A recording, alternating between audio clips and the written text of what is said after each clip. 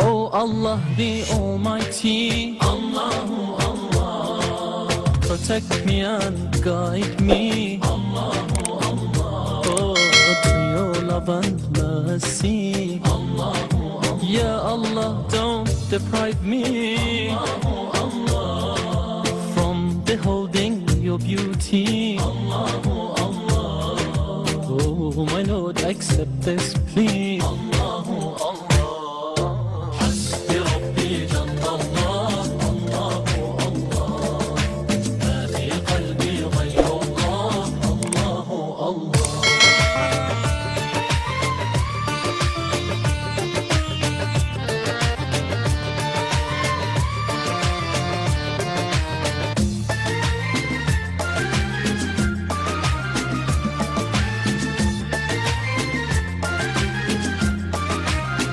Affeder günahı Allahu Allah, alemin padişahı Allahu Allah, yüreklerin penahı Allahu Allah. İşit Allah derdimi, bu ahlarımı, rahmeyle bağışla günahlarımı, hayreyle hem akşam hem sabahlarımı.